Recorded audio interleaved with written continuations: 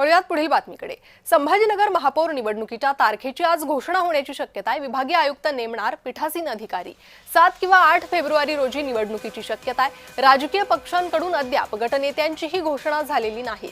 छत्रपती संभाजीनगर शहराचं लक्ष महापौर निवडीकडे लागलं असून विभागीय आयुक्त जितेंद्र पापळकर बुधवारी तारखेची घोषणा करणार आहे। पीठासीन अधिकाऱ्यांची नेमणूक करण्याची घोषणेची शक्यता आहे। तारखेची घोषणा झाल्यानंतर निवडणूक कार्यक्रम महापालिका सचिव विभाग जाहीर करेल। अधिक माहिती या संदर्भात घेणार आहोत आमचे प्रतिनिधी विजय चिडे यांच्याकडून। विजय, काय अधिक माहिती? संभाजीनगर मनपाला महापौर कधी मिळेल?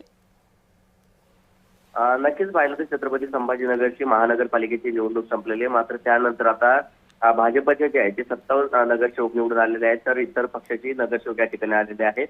मात्र गटनेता जो आहे तो अद्याप या ठिकाणी स्थापन करण्यात आलेला नाही। त्यामुळे आज गटनेता स्थापन होणार आहे। त्यानंतर भाजपाचा महापौर नेमकी कोण असेल हे देखील नेमकी महापौर कोणत्या तारखेला बसणार हे देखील आता विभागीय आयुक्त ठरवणार आहे। कारण याची नोटीस जी आहे ती देखील आता देण्यात येणार आहे।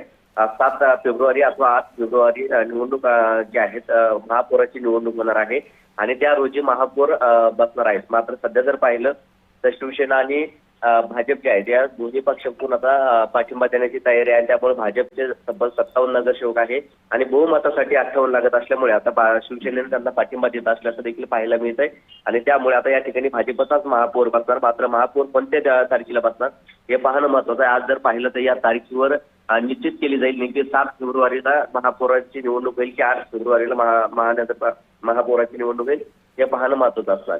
अगदी विजय, मात्र गटनेत्याची निवड झाली नाहीये, त्यामुळे आता ही निवड कधी होते आणि त्यानंतर हा निर्णय कधी घेतला जातो त्याकडे लक्ष असेल। धन्यवाद या सविस्तर माहितीसाठी।